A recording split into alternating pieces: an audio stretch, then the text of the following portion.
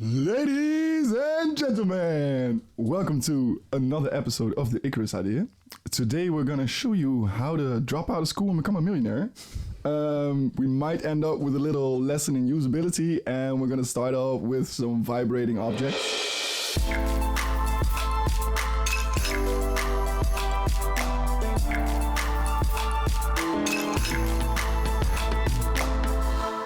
So welcome to the third episode of the Icarus Idea, where we try to find out what the hell you can do with your life if you're an industrial design engineer. As usual, my name is Joris.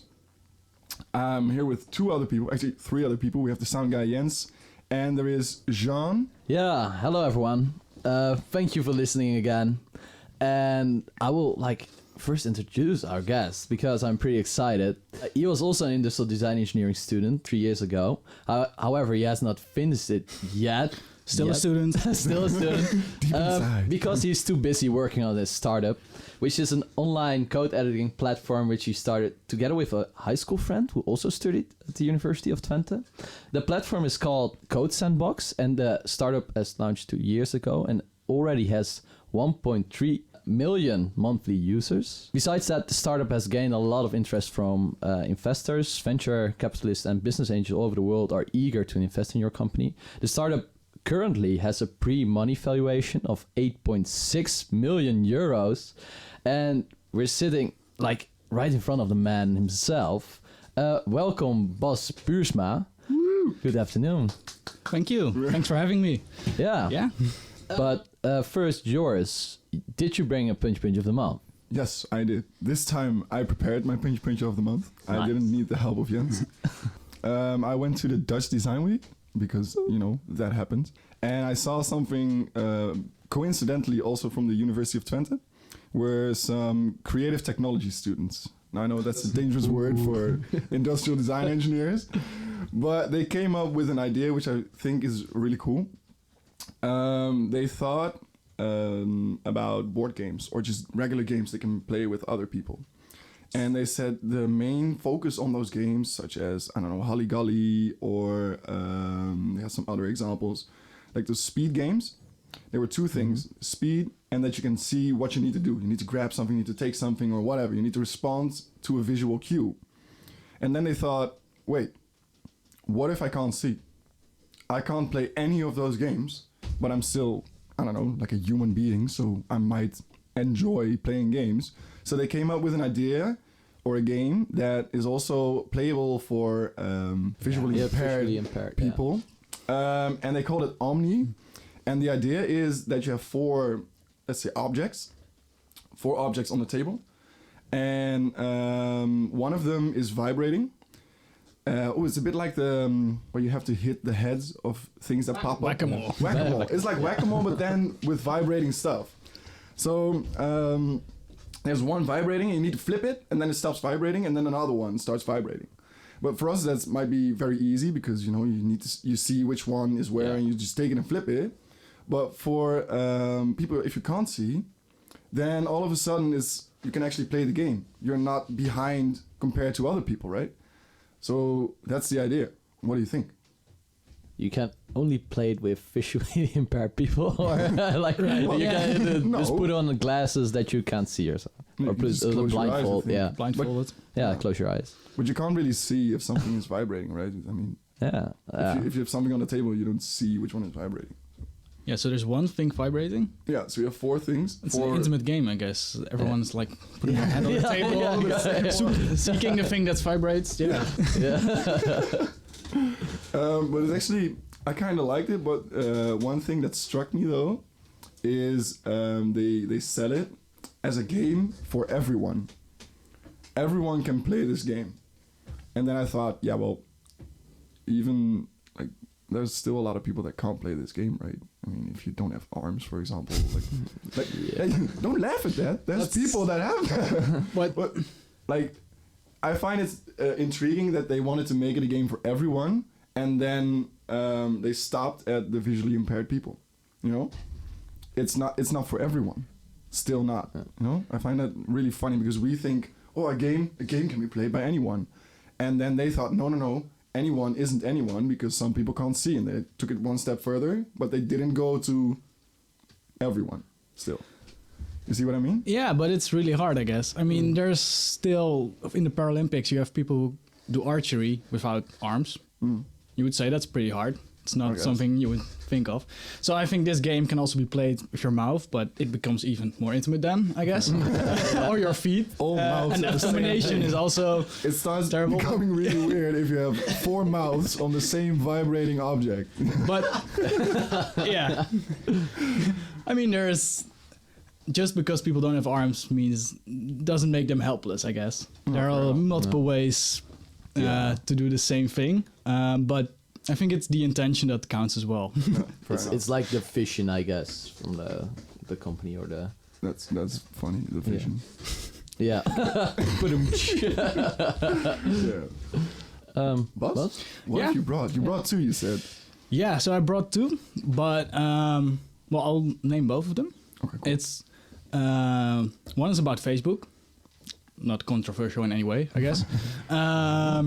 It was about an announcement of their Oculus products. Okay. So Facebook owns Oculus, Instagram, WhatsApp, but Oculus is an interesting one, I think. Especially the Oculus Quest, because it's quite cheap, but it's a complete console, basically. Okay. You don't need anything else to play VR games. It has a lot of tracking, and I think they're not making any money off it because they're selling it quite cheap. Yeah. So Facebook announced what the next step was, and that's basically a virtual social world where you come home, you put on your virtual glasses, and then you go into this virtual world. So virtual Facebook, and I was reading about this announcement and I was like, oh shit, it's so cringeworthy. Yeah. This is what everyone is seeing as this dystopian vision, and here they are like preaching about it. It's like, it's amazing. Yeah. It's the future. Oh shit. Yeah. Someone had to take the step. Someone had to go and make the mistake. Yeah. But then again, the idea about social media was a bit weird at the beginning. And I mean, Uber is also a weird idea, getting into a stranger's car. Yeah. Well, I guess, yeah. But so I'm curious how this idea will evolve. Yeah. But the other thing is that my other Puntje is about a web-based tool. Of course. What a coincidence. What a coincidence. So they released something new. It's just an update, but the tool itself is a few years old. But it's incredibly useful for industrial designers, I think. Ooh. Okay. That's why I wanted to plug it in here. Nice. The tool is called Figma. I'm not sure if you know it. I've heard of it. It's like a platform that you can use for prototyping, right? Or like application development prototype. No, it's do you know Sketch? Yeah. Sketch is like I've used it. Well, it's a tool for making interfaces and mockups. Yeah, it's a bit more based for screens than Illustrator, where Illustrator is very based on vectors. Sketch isn't per se for vectors, but it's for making interfaces. And Figma is this thing of Sketch, which was a Mac-based, Mac-only app. Mm-hmm. So that's why not a lot of students are using it here. Mm-hmm. And putting it in a browser. So it's kind of an Illustrator or Photoshop in the browser, which you can work together on. Oh, wow. So it's like Google Docs, but then it's a design tool. That's basically it. I should have said that. Sounds familiar. Sounds familiar, we should right? talk about this more later on in the episode. So, they have teams and you can work together on it, and it's super fast. Yeah. And you also have like this InVision kind of thing of making prototypes, click through them. Not a biggest fan of those. Okay. Specific parts, but the tool itself it's really incredible, and I think it's really useful because at Industrial Design we're working like in groups a lot. Yeah. And in this case, it's just copying the link, sending it to someone, or just opening the app together, and you can work on the same thing at the same time. Yeah, I've used it for sure. Like once in a project, like last project I think, but it's really nice work. I didn't know that you can work on it together because we used it for an app to design app and just put on.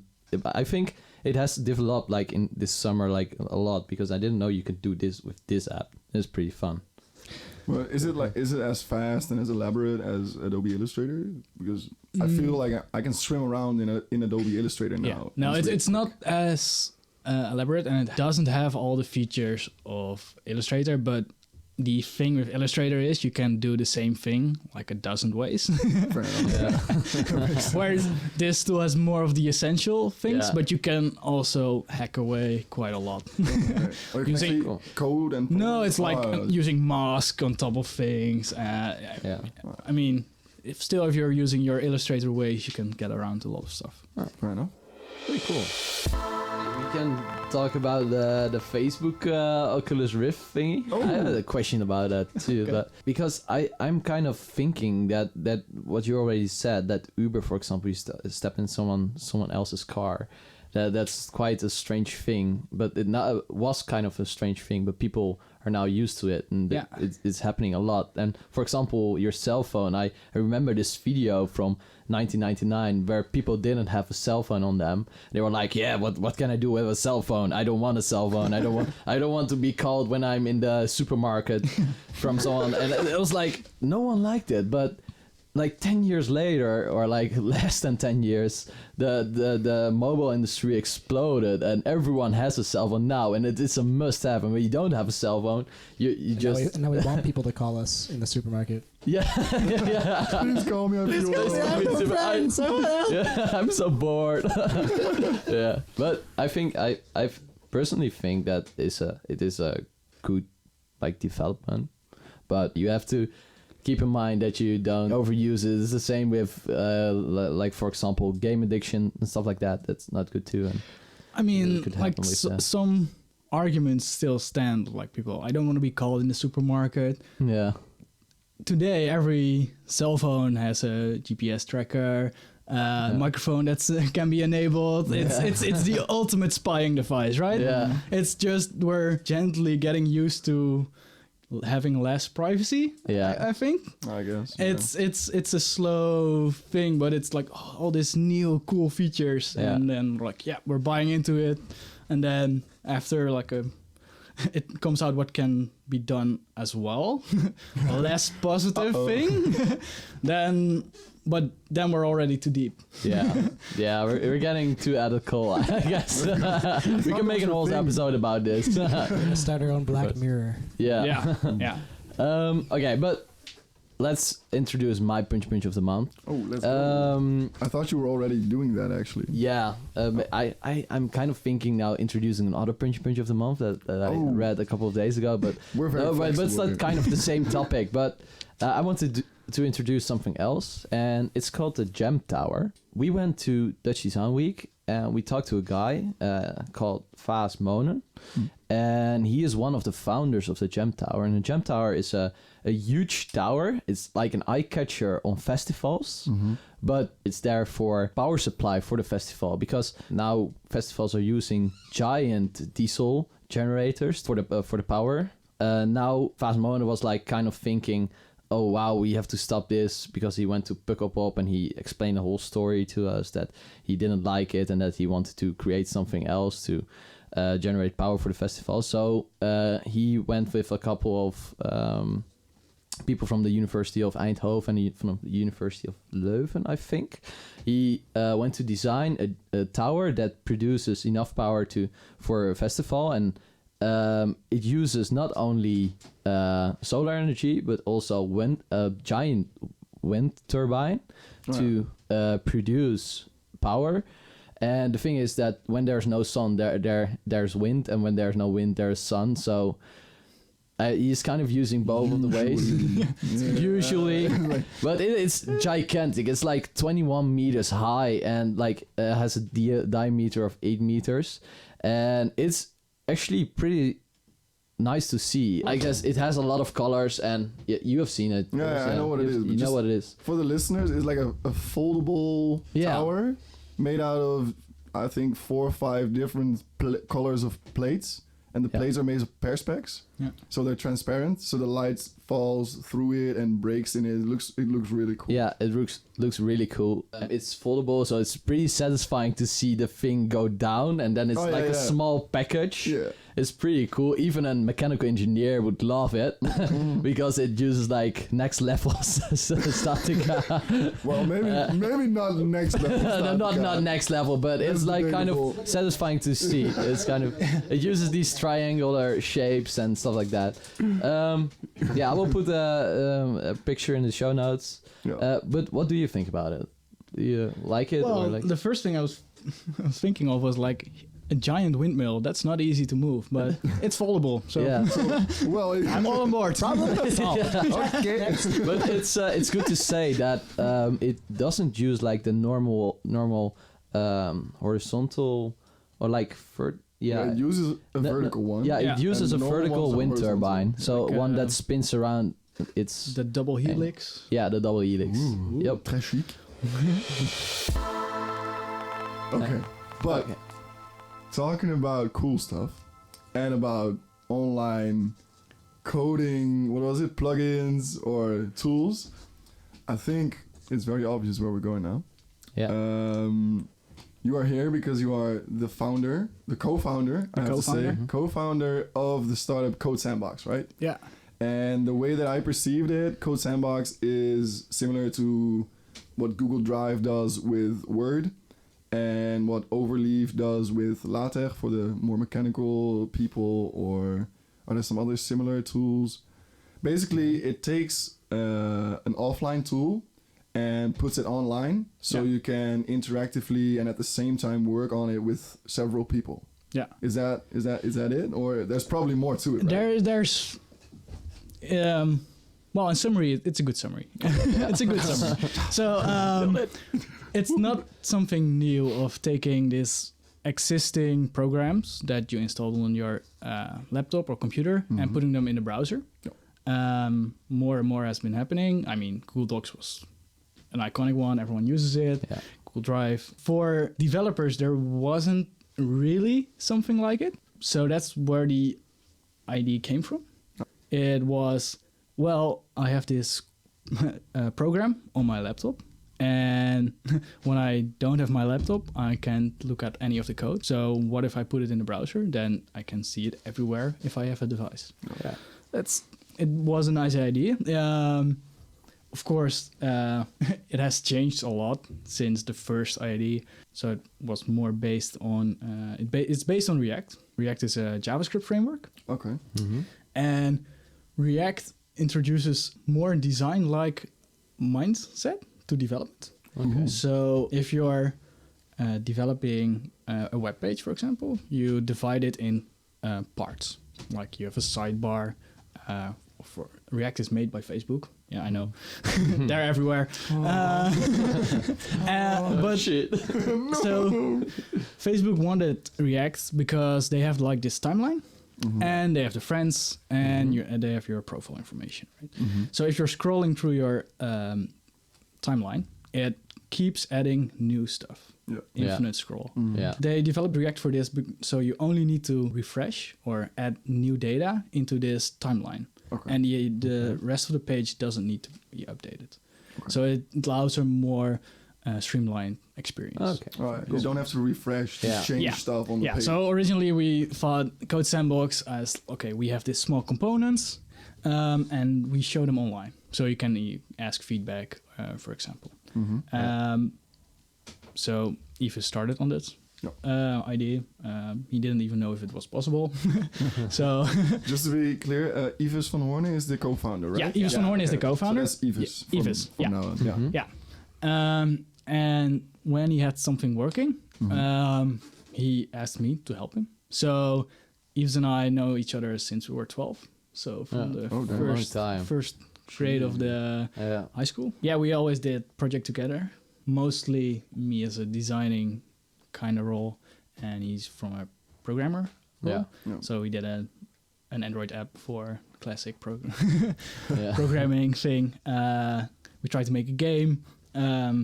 And Code Sandbox was the first project that we actually released, that we actually finished. Oh, yeah. or released is the better name. A project is never finished, I guess. Yeah. Philosophical, yes. Yeah. Well, I'm actually really curious about that interaction because we talked about Figma as well. Like, you have to work with different kind of people nowadays. There's all the teamwork and collaboration is really important, right? Yeah. And you're two entirely different people. Although I know that Yves is really energetic, I think. I heard from stories. And you are very energetic as well. But you are the designer and he is the programmer. Yeah. So do you know, did he have like a specific reason to ask you with him on the project? I think an important part of our collaboration is that we've known each other for quite some time. Mm-hmm. Yeah. So when we're brainstorming or thinking of ideas, we don't have to say everything all the time. Oh, that's romantic almost. It's almost, I know. I feel the connection. It's a between you two, partnership, yeah. but Fit into their sandboxes. Yeah. but it's you all know the moment when you're having a brainstorm and you have this amazing idea, but you can't communicate it to the other. Yeah. Mhm. Yeah. It's really frustrating. Yeah.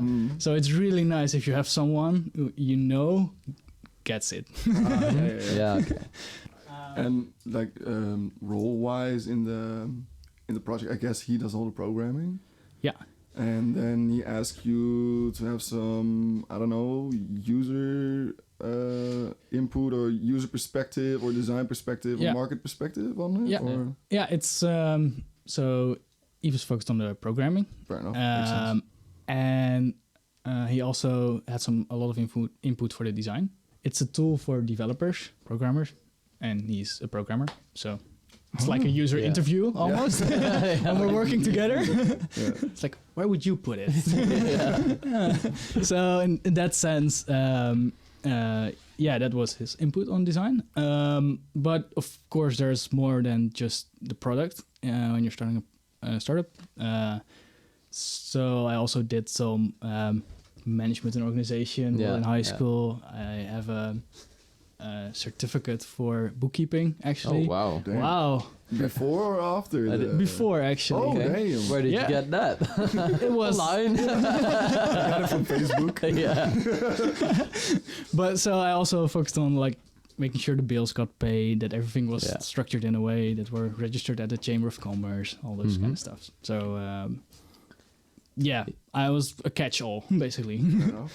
Luckily today we have someone, an employee for that. We have employees now. Yes. Because stuff gets complicated quite fast.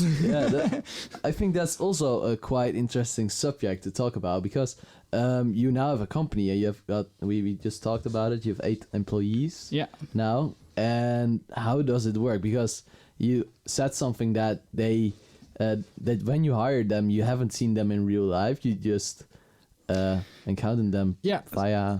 Yeah, so a few things to note about codesandbox is we're open source. Our code is open source. So the client part, so you have a server and a client, basically, and the client is the part that's executed in the browser.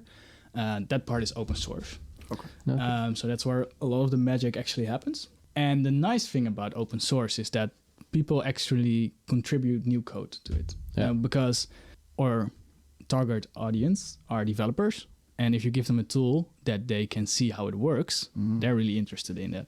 Right. And if another nice thing is if someone says it doesn't work because of this, you say, well, you can fix it. Go fix. We're open source. We're open source. You can make a pull request for that. Of course, most of the times we fix it ourselves, but it's some of our features were actually built by people that were not paying. And just want to use the tool and make it better. Because of this nature that anyone all around the world can contribute to this project, we're a remote company. Yeah. So we have someone in Romania, he was one of the first to join, someone in Berlin, someone in London, Portland. That was that's the hardest one because that's a time difference of 9 hours. Yeah. That's a lot. I see that. It has its challenges, I guess. Because of this remote thing, hiring people is it's not as conventional. You don't invite them for a cup of coffee and talk about it. Yeah. So it's a Skype call or a Zoom. Yeah, first you have to invite them, then you hope they have a good internet connection. Yeah. That's also some. We have had to reschedule some job interviews because of bad internet connection. There's literally Yeah. no internet. Yeah. Or power outage because of other countries. That's sometimes a problem. But because of this open source, people that want to work for us, especially programmers, they actually shown their work before. Yeah. Because if you want to work at a company and you can actually like contribute to them, it's like, Yeah. oh well, I start contributing and then they notice me. Maybe pay me for that. Yeah. So that's really nice. And in that sense, you already had a bit of conversation with them about features. You know what they think, what they think the company should go after. In a way, you haven't seen them, but we have a lot more confidence in the people we hire than some other companies. Fair enough. You basically can see their character a bit in how they interact and what they contribute. Yeah. And because when they make something, it's everyone can see it, so everyone can give feedback as well. So it's also interesting how when they get feedback, what do they do with it? How Yeah, do they respond to that? you kind of like more assess them on what they do instead of their appearance in real life. Which is actually a problem in normal hiring, because then the appearance usually plays a role. That's a big discussion. So it's quite a practical way to hire people, I guess. Just have a whole bunch of people working for you for free and then pick out of the ones you like. Yeah. Fair enough. Wow. Yeah. That's quite interesting. We were I was reading something about that you ignore business models at first, and your dangerous quote thing. on that was that that would limit our creativity, and we maybe wouldn't have launched it at all if we haven't looked at the business model. And you're now kind of having a different business model, open source, and everyone can join. Yeah. So how is your vision on that now? So you have this approach of, asking for a patent, so nobody can copy you. Yeah. Or in our case, it's open source, so everyone can copy you. Yeah. We made that choice actually after 6 months into the project. It's a weird thing because you're thinking, okay, can we make this a startup? Yeah. And then Yves came with the idea of like, what if we make it open source? And I was like, what? There goes But our business model, we can, everyone can copy us. Yeah. People are less likely to copy you, I guess, because if they really like the project, maybe they're actually contributing to the project instead of starting up the project themselves. Yeah. And in this way, we got the community on board as well, which is an important thing. When we started started thinking about a business model, we participated in the UT challenge. And now I'm going to mention that you should always look for feedback from users. But in our case, we asked a company if they would use codesandbox and if they saw a business model in it. Oh yeah. And we I got read that. like this is my anecdote, we got the feedback like nobody would ever pay for it. Why are you doing this? It's a nice side project, but that's it. Yeah. And at that moment we stopped. And you should never have a data sample of one. Oh, you actually stopped with the project? No, well, we didn't talk to other companies basically and other users, and that was because we're like, oh, shit. Well, guess we're just making it a project then. Yeah. And you should never stop with the first Fair enough. piece of feedback you get and like let yourself get bogged down. Not everyone can see the potential of a certain technology as well, and it's not useful for everyone from the start. Fair enough. So another use case for us is that if you have a problem in your code, most of the time you ask a coworker or another student, like, can you come to my laptop and then take a look at it? And when you're not working at the same building or different floors, that's a bit harder. So then the other option is like copying the entire code and sending it to them. Or if it's a large project, what happens for most web apps nowadays, you need to zip it or you use GitHub to commit, and the other has to download and install it. And that can take up quite some time, even if the thing is like you're missing a semicolon on line 40.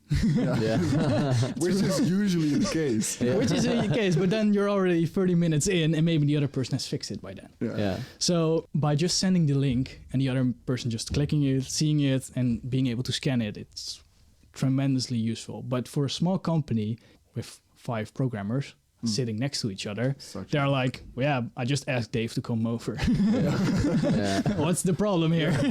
I'm not going to Really pay that for easy. something just to send him a link. Yeah. And that's understandable, of Yeah. course. Well, I guess your own company is quite a good example of how Code Sandbox can be used. Yeah. because You're Yeah. all over the place, literally. Yeah. So we're trying to use our own product more and more. Sometimes we use our product and we're like, oh shit, this is so crap. Why doesn't it work? And then there's like, oh, I need to fix it myself. Oh no! And that's refreshing. And it also helps you to keep the standard and the quality of your product, well, high, I guess. Yeah. Fair enough. Yeah, have you been to the company that said, nah, you're not gonna be anything, and just walked back in like flexing? That's 8.6 million. Feels good. Actually, talking about the numbers and about the investors, because you just had a conversation with investors or something like that this afternoon. Oh yeah, that's where you came from just now, right? Well, no, not actually. I came from the office, but when you get an investment, of course, Yeah. the investors want to see something. It's not like, here, you have the money, good luck. Yeah. Sometimes. But Enjoy. in our case, it wasn't. So we have to give them monthly updates. So I'm writing a report. I know I stopped studying, but you can't escape reports. So yeah, I spent today writing a report for our investors. Okay. So I'm quite interested in how did you manage to get in contact with those investors? Because I was reading an article about it. You were participating in a novelty, like a business. Yeah. Okay. So we did the investor readiness bootcamp. Yeah. And we got one of our investors from there. We have Arches Capital. It's Yeah. an angel collective from the Netherlands, from Amsterdam. Yeah. And they work together with Novelty quite a lot. Okay. And Novelty is like a startup accelerator from Enschede. Yeah. Yeah, from the university. From Yeah, university. exactly. Yeah, okay. And so we got into contact with them. Back in 2017, we released Code Sandbox Yeah. and put it online. And people started using it. What Yves did a lot, was asking people, or people he followed on Twitter, do you use Code Sandbox? If not, why not? Do you need anything? And they were sort of like, oh, I need this feature. And then he would react like 20 minutes later, it's done. Do you have anything else? So we got this, image on Twitter, like, if we have a problem, we just mention it and it gets fixed. And it's really nice when you have a product and something doesn't work and it gets fixed really fast. Like immediately. Yeah. So this particular guy who started using us then started tweeting about us as well, and he had 80K followers. Wow. Which is nice. I like. So then we had this. He was like, "Oh, I've just discovered this new tool, Code Sandbox. You should check it out." And then suddenly our numbers went up, and then other people who also had a lot of followers started using us, and then Chain reaction. Yeah. it gets really nice. So the thing about browser-based tools is that often they're shareable. Yeah. And it's not a one-to-one, like I send you a file and you can open it, but there's a file online and everyone can see it.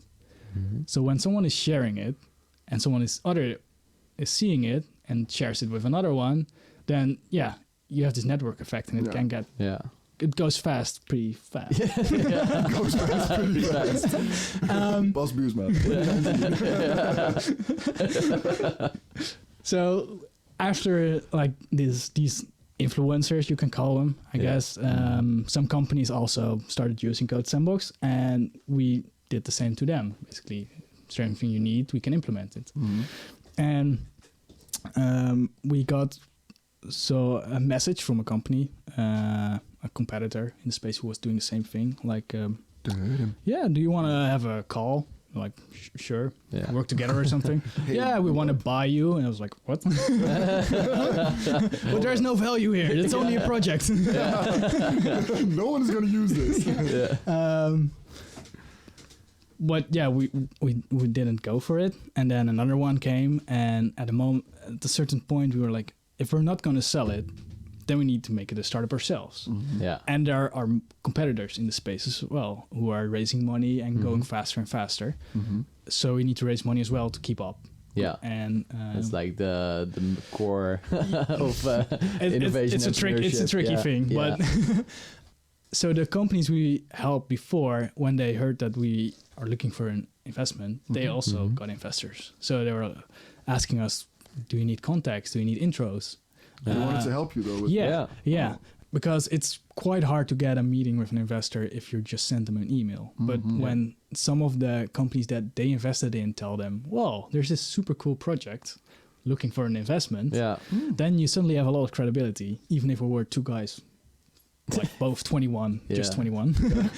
So we got into contact with a few investors from the Silicon Valley area. One of those turned out to be invested. So it was from Kleiner Perkins. And at the same time, we started doing the investor readiness bootcamp for Novelty. And we were like, oh, do you need any intros for the Netherlands, or for the scene here in the Netherlands? They're like, yeah, we have Arches, this big firm. And then we're like, yeah, we just got a meeting tonight with Kleiner Perkins. And they're like, what? Looks like you don't need any help then. Why are you here? I read that in one of the articles as well. They were like, what are we going to teach these guys? There's no added value from us to you. Yeah, but you make it sound, though, as though you just fell into it. And I'm sure that you, like, there's a way that you respond to it and you work with it, right? You need a certain attitude and a certain way to deal with it. It's not just luck. No, like, well... You've earned this. I hope so. Okay. I like to think that, but when you're doing a startup or doing a project, a lot of stuff happens and you're adapting to it quite fast. The news of the investment landed in May 2019. Yep. That's 6 months-ish ago. Since then, a lot has happened. And I feel like there has been like 1 to 2 years, and it's not even 6 months. So your perception of time gets a bit weird, I guess. So you get used to things, even though they only happened like a month ago. This is funny when you talk to other people, because they're like, oh, you're this side project, what happened? Oh, we got an investment, 1.4 million. Like, what happened in between? And you're like, how? 2.5 years. Yeah. And for us, like, a shitload has happened, but we got used to it, so we don't mention everything. Only the most important milestones like remain on top of your head most of the time. Yeah. It has definitely been a lot of hard work, a lot of like learning new stuff while you're supposed to do them. In that sense, it's like studying. You also have to write reports. Yeah, I know, right? Either you or Yves said that the key to success for a sandbox is the user friendliness and the design of the entire tool. Yeah. So if those are the two key things, how do those relate to the instantaneous improvement of your tool? We have some competitors in the space, but we made some choices in the design that really help us win some of the users. One of our competitors focuses on students, because these don't know what the current tools are that are being used in the industry, so they're open to learning new stuff, which allows them to do some cool things in the editor, in the browser. Yeah. Another one focuses more on creativity, so more of like everyone can code. And what we did is we put the interface of like the most popular code editor, VS Code from Microsoft, and put that one in the browser. First, we like recreated to have like the same mechanisms and things there, so people wouldn't have to learn another tool. So it would be very familiar. Yeah. So in that sense, you could say that we were focusing on the professional web developers to help them. Yeah. In truth, wasn't completely the case for us. The funny thing is that when someone is beginning to study a new field, they are often looking at the professionals, what they are doing, what the industry is doing. So that's why we are learning SolidWorks, even though it's not the best tool. Whoa. Yo, shots fired. Please don't smack talk in this episode. No, but so we focused on the professional web developers, and in return, because they were using it, the beginners were also trying to use it. And because they were learning something that they could also apply in the local tool, because we're still not as useful for the really big projects, but only for the small single-page applications. Means that they don't have to learn another thing. So when they learn something from a coworker, for example, on their local program, they can also use it in codesandbox, which makes the experience very nice. You're trying something and it works, and you're like, "Whoa, that's a nice feeling, right?" It's like when the familiarity it's really nice. It's like nothing else in life. Yeah, it's like when you're switching between Illustrator and Photoshop, and the key bindings are the same. Yeah. It's one of those nice, like, oh, shit, it works. So capturing that was important. At the same time, because you don't have to install anything and it's just opening a link and you can start, we try to keep it more or simplify the tool as well for a bit. So this is the trade-off that's really difficult for us, for UI and for UX. It's you want the professional to find every tool, but you want the beginner to not be overwhelmed by all the options. Those two are almost mutually exclusive, so you have to find a way in between. So a problem that we are getting is sometimes people are asking us for features, and we're like, we implemented it 6 months ago, but nobody finds it apparently, which is bad. It's also nice that you can immediately say to them, it's implemented. You can use it. It's over here. So there's a balance there. And right now, one of the things that's interesting for us is that we're experimenting with onboarding users. It's like these annoying tutorials that you get when you open a tool for the first time. So that's dangerous. You want to do that in the right way. So not invasive, but people should know that they can click somewhere and get an introduction of the tool. Fair enough. So that's something, a design challenge for me right now that I'm working on. There are like trade-offs in there, which keeps it interesting. Otherwise, it would just be easy, of course. It would be nothing. And in every design project, it's never finished, so you can always redesign stuff. And we redesigned the editor, I think, 3 times now, because when we started, we didn't have a lot of features. So, we could write everything immediately, make everything visible. Then we added more and more, and then the interface became cluttered. Then you have to redesign it to make it more simple again. And then you're adding more and more and more, and then you need to... Because otherwise you get like this super future-proof interface, like a menu, and there's one entry. You want to innovate continuously. So, it's never finished. Boss, I'm curious, because you have studied here for 3 years. What abilities did you use from the study industrial design engineering within this project or within this startup? What I'm doing right now is more user interface design, which means mechanical engineering stuff is out of the window. I'm not using it in this project. I did enjoy it. So I'm still doing some DIY side stuff, small things, which I'm using it. The graphic design course, I actually enjoyed it a lot.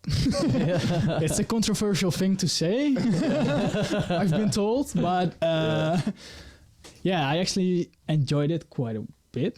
So during that course, codesandbox did already exist. Oh wow! So I could take some of my like experiments for user interface and just give them to Chris from us. And he would say like, oh, this isn't good, or why the fuck are you doing this? And of course it was wrong at the time. Yeah, it's always wrong. I was just starting, right? To be clear, this is the graphics design teacher from the University of Twente for the people that are not from Twente.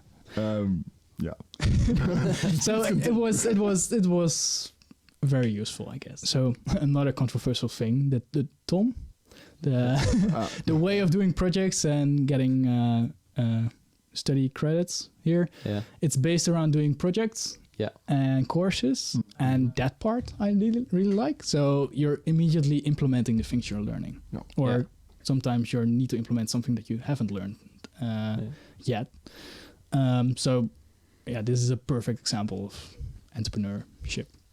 But I guess apart from user interface design and graphic design, there was some, I don't know, marketing maybe? Or was it... Yeah. There's a business side to it as well, right? Yeah, that was useful. Definitely. It allows you to understand what's going on. Mm-hmm. That's enough most of the times. It's a bit hard when people are asking you questions. So when an investor asks me something, it wasn't enough. It's like, oh shit, I know that word. Now I need to give him an answer so he's convinced he can give me money, and I'm responsible with it. So one thing that helped was I did my minor in Finland, in Helsinki. And there I followed courses from industrial engineering management. They were all master subjects. And those really gave me more insight in like the business strategy, how things work, business units worked in large companies, and see how those companies, how they make choices. Yeah. And that has been really useful. But those courses I could follow because I had the base knowledge gained here. And during working on codesandbox, you pick up a lot of stuff. Yeah. So I can understand programmers quite well, even when it gets technical. I can't write it. I can read it a bit. Yeah. But if you're giving me like an assignment, like write something, I'll probably take a lot of time and build something shit. And then ask Yves. But if you explain something to me how it works and why it doesn't work, I can understand it. You don't actually have to be good or be able to write something to understand it. And understanding it is a key part, especially if you want to manage people or give them direction. I think that might be a key of why most people choose industrial design engineering. Yeah. Because they want to know a lot about a lot of things, and they want to be able to communicate and be the spider in the web for a lot of different people. So I think that just phrases everything. Yeah. Boss, thank you so much for being here. I love the energy. Everyone listening, thank you so much for listening. We'll see you or hear you or talk to you again in a month. First Friday of every month, we'll be back with another Icarus Idea. If you have anything to say about the episode or the guests, let us know. Please give us some feedback. We'd really like you to help us. And for now, Boss, again, thank you very much. Yeah, thanks for having me. I really enjoyed it. Nice. Nice.